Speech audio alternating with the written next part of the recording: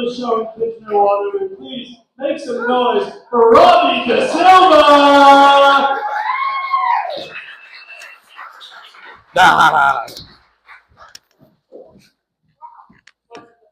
Oh, hey, London, let's get to know each other a little bit here, eh?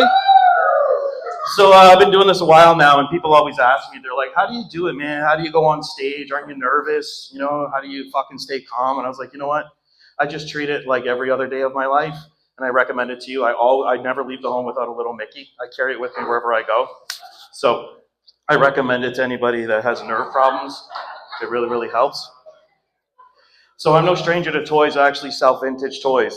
So essentially what I do is I sell adults their childhood memories, which is pretty cool. It's warm and fuzzy feeling, but sometimes I wish there was a business out there that would sell me my childhood memories. So like if anyone wants to swear at me in Italian and beat me with a spoon, you know, for 20 bucks. So I grew up in the 80s, and I grew up with a single mom. She was Italian, right, and cheap as fuck, and I always wanted like the cool shit, you know, growing up. Actually, I brought some stuff to show you if you guys want to see. I found them in the attic. So, yeah, growing up in the 80s, I really wanted G.I. Joe. Anybody here remember G.I. Joe? Yeah? Yeah. So she found me this fucking thing, G.I. Giuseppe. So he's got like gold chains and shit. And all of his guns, they all have like the serial number scratched off of it and stuff. And that's not blood, that's just marinara sauce from like some veal sandwich you had.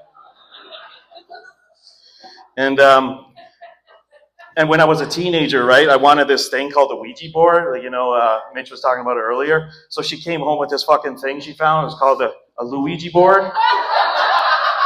So it's just all hand signals and shit. So it's like really Italian, right? Yeah, I was lucky. And it was crazy because like the only ghosts that I could contact were like old Italian guys that did like concrete and tiles on the house and shit. And they were just like checking in, see how things were holding up. And then it was like, I was really embarrassed, you know, when I got invited to a birthday party. And I'm like, oh, fuck, what's she going to find, right? I got to this girl's birthday party, and she asked for a crimp and curl Barbie. And my mom found her this thing. It's a tweeze and pluck Bianca. So, like, she even comes with her own tweezers and shit. And there's all these, like, little hairs you got to pluck. Diversity. And then there was this thing called My Little Pony in the 80s. And then I went to this other birthday. She asked for My Little Pony. I was like, so fucking embarrassed, right? So she found this thing, My Little Tony.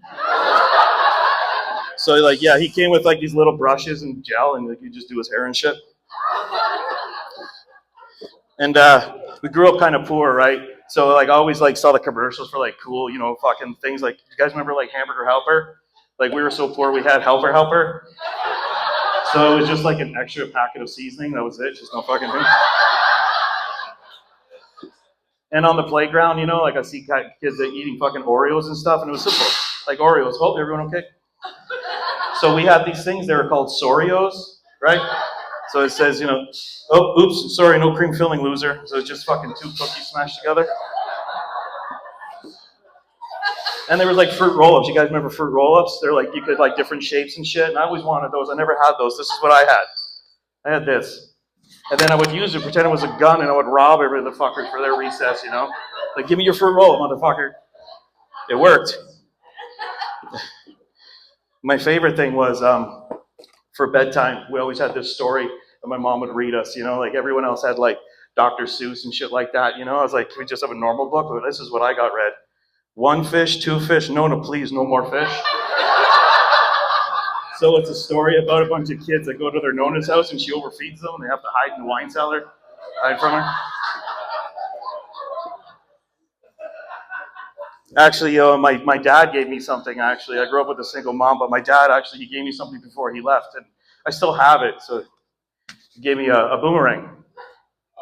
Yeah, it doesn't come back. You just, you'll get it. And growing up with a single mom was all right. I didn't mind. It was okay until I went over to my buddy. And he showed me this box he found, right, in his dad's closet. He's like, look at all this fucking porn. I'm like, no fucking way. So I go home and I'm like, I got to find something. There's got to be something for me to jerk off to in this house. This is what I found. Tampon instructions. That was it. That's all I had. You should have seen the first time I saw a pussy, I was so confused. I was like, what the fuck is that? And when we had sex, I kept waiting for her to put her leg up on the toilet, you know. I was like, aren't you going to do the thing, you know? But I got one more joke for you. I've been working on some dummies. You guys want to see some dummies? You like dummies? You'll get some?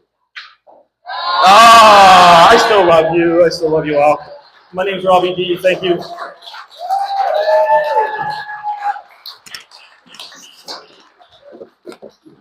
Ladies and gentlemen, Robbie DeSilva!